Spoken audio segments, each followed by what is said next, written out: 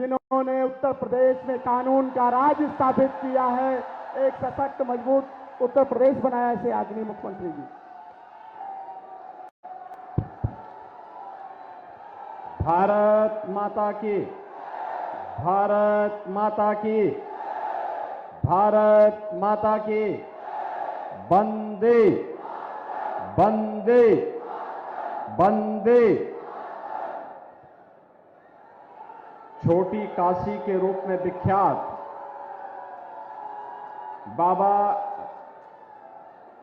गोला गोकर्णनाथ की इस पावन धरा को कोटि कोटि नमन करते हुए मैं आप सभी लखीमपुर खीरी के मतदाता बहनों और भाइयों का हृदय से स्वागत करता हूं, अभिनंदन करता हूं। बहनों और भाइयों, आज महाराणा प्रताप की पावन जयंती भी है। स्वदेश और स्वधर्म के लिए शौर्य और पराक्रम की पराकाष्ठा क्या हो सकती है। राष्ट्र नायक महाराणा प्रताप का जीवन इस बात का प्रतीक है। महाराणा प्रताप के पावन जयंती के अवसर पर भी मैं राष्ट्र नायक महाराणा प्रताप को कोटि कोटि नमन करता हूं। मंच पर उपस्थित यहां के लोकप्रिय सांसद, केंद्रीय मंत्री और भारतीय जनता पार्टी के प्रत्याशी श्री अजय मिश्रा टेनी जी, भारतीय जनता पार्टी के जिला के अध्यक्ष श्री सुनील सिंह जी, जिला प्रभारी वसुदेव मौर्य जी, हमारे माननीय विधायकगण श्री अमन गिरी जी, श्री रोमी सानी जी, श्री योगेश वर्मा जी, श्रीमती मंजू त्यागी जी, श्री शशांक वर्मा जी, लोकसभा के प्रभारी श्री अचिन मेहत्रा जी, लोकसभा के संयोजक श्री विनीत मनार जी, लोकसभा के संयोजक सह संयोजक कुलभूषण जी, आज के कार्यक्रम में उपस्थित भारतीय जनता पार्टी के हमारे सभी वरिष्ठ पदाधिकारीगण, वर्तमान और पूर्व जनप्रतिनिधिगण और भारी संख्या में उपस्थित बाबा गोला गोकर्णनाथ की इस पावन धरती से जुड़े हुए सभी उपस्थित बहनों और भाइयों, लोकसभा चुनाव के अब तक 3 चरण पूरे हो चुके हैं। बहनों और भाइयों, आधा चुनाव संपन्न हो चुका है। चौथे चरण में आपको भी मतदान में भाग लेना है। पूरे देश के अंदर एक स्वर गूंज रहा है और वह है कि फिर एक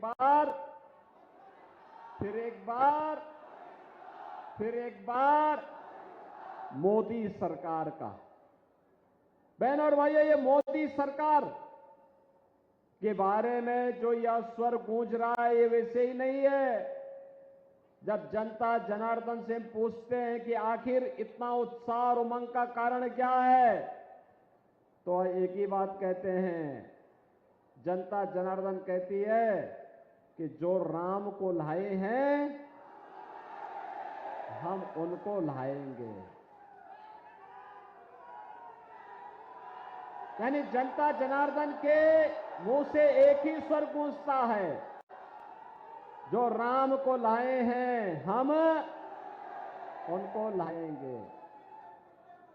अब मुझे बताओ, इतनी बड़ी संख्या में आप लोग हैं, अयोध्या में राम मंदिर का निर्माण अच्छा हुआ है ना?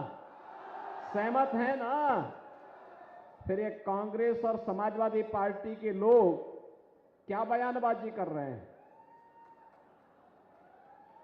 कांग्रेस के एक कथित बुद्धिजीवी ने क्या कहा, उन्होंने कहा कि राम मंदिर का निर्माण अनावश्यक है। ये राहुल गांधी के सलाहकार हैं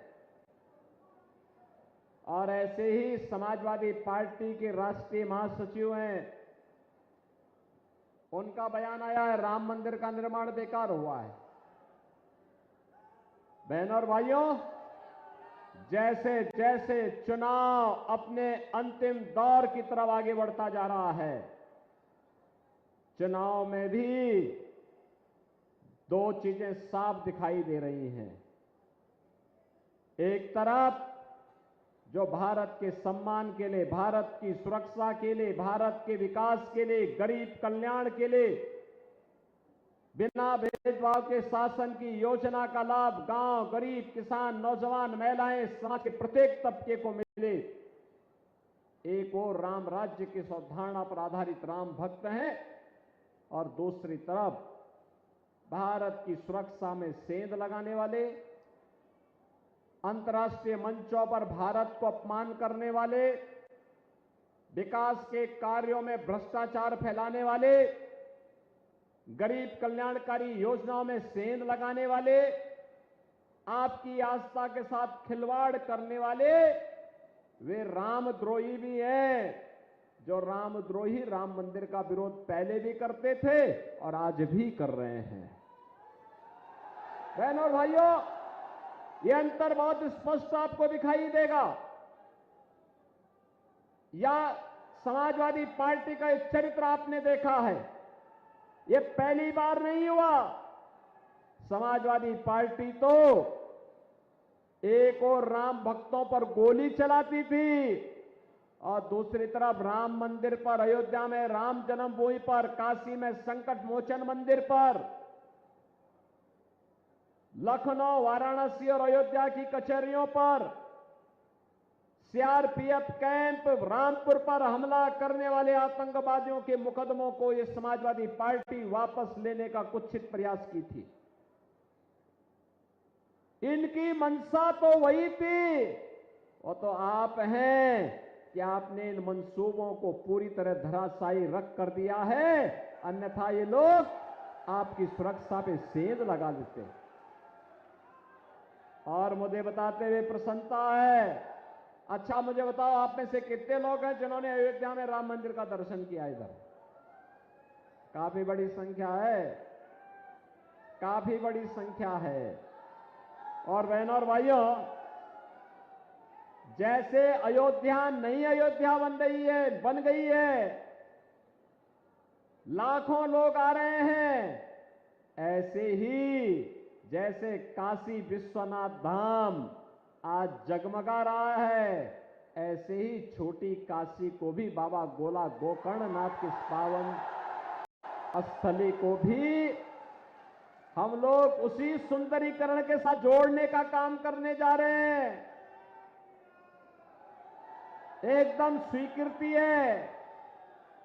4 लेन की कनेक्टिविटी के बाद यही गलियारा और एक एक व्यापारी को भी पुनर्वास करके उनको बसाने का काम भी होगा। किसी को उजाड़ना नहीं, हम तो बसाने का काम करते हैं।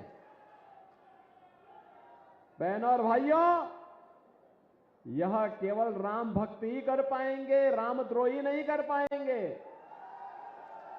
ये रामद्रोही तो समाजवादी पार्टी की सरकार के समय आपने देखा होगा, हर दूसरे दिन एक दंगा होता था, कर्फ्यू लगता था, व्यापारी और बेटी दोनों असुरक्षित थी। प्रदेश में किस प्रकार की अराजकता थी, ये किसी से छुपा हुआ नहीं। और कांग्रेस के समय देश की सीमाओं में घुसपैठ होती थी, वैश्विक मंच पर भारत का सम्मान बचा नहीं रह गया था। देश के अंदर आतंकवाद, नक्सलवाद सिर चढ़ करके बोल रहा था, विकास के कार्य ठप पड़ गए थे। और बहनों और भाइयों, यही नहीं, विकास के कार्य भी ठप थे और गरीबों को मिलने वाली जो सहायता है ना, आज जो 80 करोड़ लोगों को फ्री में राशन, 60 करोड़ लोगों को आयुष्मान भारत में 5 लाख रुपए की स्वास्थ्य बीमा का कवर, 50 करोड़ गरीबों के लिए जनधन अकाउंट, देश के अंदर 12 करोड़ किसानों को किसान सम्मान निधि का लाभ, 12 करोड़ गरीबों के घर में शौचालय, 10 करोड़ गरीबों के घर में उज्ज्वला योजना का सिलेंडर, 4 करोड़ गरीबों को मकान। जो ये लाभ मिल रहा है ना, ये मोदी जी ने आपको जो लाभ दिलाया है, कांग्रेस के समय और समाजवादी पार्टी के समय में इन्हीं सब योजनाओं पे लोग सेंध लगा करके बंदर बांट कर देते थे, जिससे गरीब को नहीं मिल पाता था। बहनों और भाइयों, हाईवे नहीं बनते थे, रेलवे का काम नहीं हो पाता था। अब तो आपके यहां भी हाईवे भी है, रेलवे भी है। 1 डिस्ट्रिक्ट 1 मेडिकल कॉलेज में आपके यहां श्रीनगर में मेडिकल कॉलेज का निर्माण भी लखीमपुर खीरी का हो चुका है। बहनों और भाइयों, ये नया भारत है। ये नया भारत आतंकवाद को पनपने भी नहीं देगा और सीमा की सुरक्षा के साथ किसी को खिलवाड़ भी नहीं करने देगा। ये नया भारत कहता है हम छेड़ेंगे नहीं, लेकिन कोई छेड़ेगा तो छोड़ेंगे भी नहीं। आप सोचो, पूर्व मुख्यमंत्री स्वर्गीय कल्याण सिंह जी का पूरा जीवन प्रभु राम की आराधना में व्यतीत हुआ, संपन्न हुआ, प्रदेश के विकास के लिए उन्होंने कार्य किया। लेकिन आज बहनों और भाइयों, जब स्वर्गीय कल्याण सिंह जी का निधन हुआ, समाजवादी पार्टी ने संवेदना के एक भी शब्द नहीं व्यक्त किए। एक तरफ पूर्व मुख्यमंत्री की मृत्यु पर कोई संवेदना नहीं, और दूसरी तरफ एक माफिया मरा था अभी, उसके घर में समाजवादी पार्टी के अध्यक्ष फतिया पढ़ने के लिए गए थे। देखो ना, गरीबों के लिए, आम जनता के लिए, किसान के लिए, नौजवान के लिए, महिलाओं के लिए इनके पास कोई कार्य योजना नहीं। लेकिन माफिया और अपराधी को अपने गले का हार बना करके पूरे प्रदेश को अराजकता की भट्टी में झोंकने के लिए ये लोग कार्य करते थे। आप देख रहे होंगे, एक ही परिवार चुनाव लड़ पा रहा है। और बहनों और भाइयों, मैं आपको इस बात के लिए आश्वस्त करता हूं, देखो 3 चरण में चुनाव हुए हैं। समाजवादी पार्टी के एक ही परिवार के लोग 5 लोग चुनाव लड़ रहे हैं। 3 के चुनाव संपन्न हो गए, तीनों के तीनों भाजपा की झोली में जाएंगे। चौथे चरण में कन्नौज में भी चुनाव होने जा रहा, वही भाजपा के झोली में जाएगा। और छठे चरण में आजमगढ़ में होगा, वो भी भाजपा की झोली में जाएगा। एकदम 0/0 होगा इनका, खाता ही नहीं खुलने देंगे। और यही कहने के लिए हम लोग आए हैं, बहनों और भाइयों, उनके लिए ये चुनाव सत्ता प्राप्त का साधन होगा। इन प्रकार इन्हें सत्ता प्राप्त करो, बांट करके देश का नुकसान करो। ये लोग जाति के नाम पर बांटेंगे, देश के अंदर तमाम प्रकार से लोग विस्ममन करने का काम करेंगे। लेकिन बहनों और भाइयों, मैं आपसे अपील करने के लिए आया हूं, ये जो परिवर्तन देश के अंदर आप देख रहे हैं ना, ये परिवर्तन के महानायक हैं देश के यशस्वी प्रधानमंत्री श्री नरेंद्र मोदी जी, जिनके नेतृत्व में भारत वर्तमान में दुनिया की एक महाशक्ति बनने की ओर अग्रसर है, जिनके नेतृत्व में भारतीय जनता पार्टी और एनडीए चुनाव लड़ रही है। और इसीलिए मैं आपसे अपील करने के लिए आया हूं कि एक कांग्रेस और समाजवादी पार्टी के लिए फैमिली फर्स्ट है, परिवार पहले है, और भारतीय जनता पार्टी के लिए राष्ट्र प्रथम है, नेशन फर्स्ट है। और इसीलिए ये चुनाव कांग्रेस और सपा के लिए, परिवार के लिए, परिवार की समृद्धि के लिए चुनाव होगा। भारतीय जनता पार्टी के लिए चुनाव भारत को विकसित भारत बनाने का चुनाव होगा, आत्मनिर्भर बनाने का चुनाव होगा। आत्मनिर्भर भारत का मतलब हर नौजवान आत्मनिर्भर, हर महिला आर्थिक रूप से स्वावलंबन की ओर अग्रसर होगी, हर अन्नदाता किसान खुशहाल होगा, हर श्रमिक के चेहरे पर खुशहाली होगी। चारों ओर गांव हो, गरीब हो, किसान हो, नौजवान हो, महिलाएं हो, इनके जीवन में व्यापक परिवर्तन होगा और आत्मनिर्भर भारत ही विकसित भारत बनेगा, दुनिया की एक ताकत बनेगा। विकसित भारत का मतलब दुनिया की कोई ताकत फिर भारत को आंख नहीं दिखा पाएगी, आंख नहीं दिखा पाएगी। और इसीलिए उस विकसित भारत के लिए हम आपसे समर्थन मांगने के लिए अपने पास आए हैं। बहनों और भाइयों, 2014 में आपने अंगड़ाई ली, संजय मिश्रा टेनी जी को आपने भारी बहुमत से विजयी बना के भेजा। आपने स्थानीय स्तर पर भी भारतीय जनता पार्टी के विधायकों को चुन करके भेजा। श्री अरविंद गिरी यहां से चुनाव जीते थे, रोमी सानी पलिया से जीते थे। ये सभी हमारे विधायकगण चुनाव जीते हैं। आज अमन गिरी यहां पर विधायक हैं और हमारे सभी विधायक मिलकर के, सभी अभी टेनी जी के साथ मिलकर के लखीमपुर खीरी के विकास के लिए कार्य कर रहे हैं। लगातार कार्य, हाईवे, रेलवे के काम हो, यहां के पर्यटन विकास के कार्यक्रम हो, या बाबा गोला गोकर्णनाथ के इस पावन स्थल को एक नए कॉरिडोर के रूप में विकसित करके श्रद्धालुओं की भावनाओं के अनुरूप इसको भव्य स्वरूप देने का कार्यक्रम हो, या फिर इस गोला टाउन एरिया को स्मार्ट टाउन एरिया के रूप में स्थापित करने का कार्य हो। आखिर बड़ी सिटी स्मार्ट नहीं होगी, स्मार्ट गोला भी होगा, लखीमपुर भी होगा। ये सब कार्य चल रहे हैं और इसलिए हमने कहा है कि सड़कें इतनी चौड़ी बननी चाहिए कि आराम से लोग चल सकें।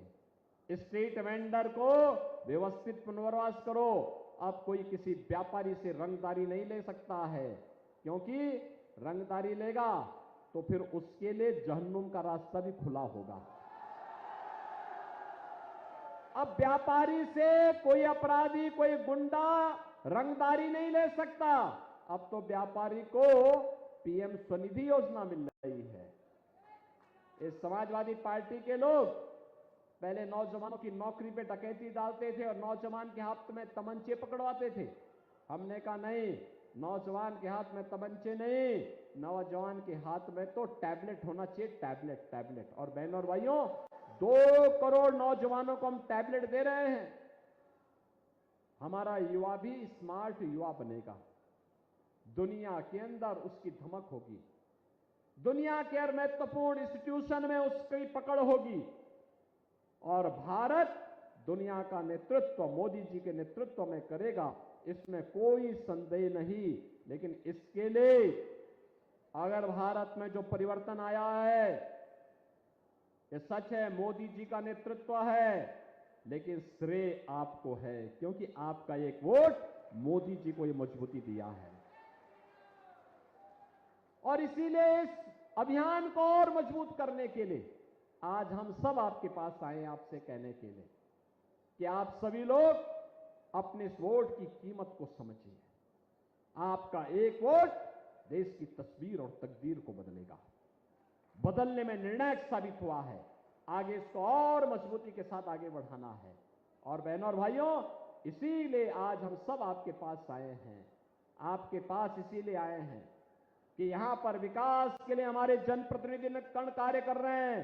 कांग्रेस, सपा, बसपा, इन सबको आपने खूब मौका दिया। मेडिकल कॉलेज ये लोग तो नहीं बना पाए, हाईवे तो नहीं बना पाए, पर्यटन विकास के कार्य को नहीं कर पाए।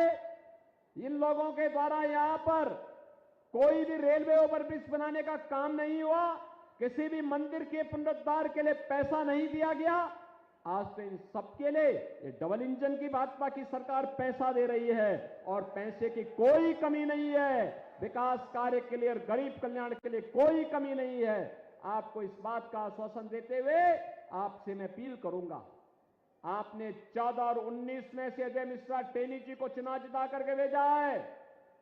आज फिर मैं आपसे अपील करने के लिए आया हूं, मोदी जी को तीसरा कार्यकाल भारत को दुनिया की एक महाशक्ति के रूप में स्थापित करने के लिए देने के लिए यहां से उत्तर प्रदेश से 80 की 80 सीटों पर कमल खिलाने का कार्य हम लोग कर रहे हैं। 80 सीट पर 80 कमल की माला, और उसमें से लखीमपुर खीरी भी एक है। इसलिए कमल खिलाना यह हम सबका दायित्व है। आप सहमत हैं? सहमत हैं? कमल खिलेगा। कमल तब खिलेगा बहनों और भाइयों, जब आप आज के बाद से लेकर के, आज हो गई 9 मई है ना, आज 9 मई है, 10, 11, 12 3 दिन का समय है आपके लिए प्रचार के लिए। आप अगर घर घर जाएंगे, एक एक मतदाता से अपील करेंगे कि भाई देखो, ये सामान्य चुनाव नहीं है, आत्मनिर्भर और विकसित भारत का चुनाव है। हर गरीब के चेहरे पर खुशहाली लाने के लिए, हर नौजवान के हाथ को रोजगार देने के लिए, हर महिला को स्वावलंबन की ओर अग्रसर करने के लिए, हर किसान को खुशहाल करने के लिए ये चुनाव है जिसपे हमें विकसित भारत बनाना है। इसके लिए मोदी जी आवश्यक हैं, कमल चुनाव चिन्ह आवश्यक है, अजय मिश्रा टेनी आवश्यक हैं, और इसके लिए हम सब आपके पास आए हैं। आप करेंगे? घर घर जाएंगे, बीजेपी को जिताएंगे, कमल खिलाने का काम करेंगे? तो बहनों और भाइयों फिर मेरे साथ बोलेंगे, भारत माता की, भारत माता की, भारत माता की।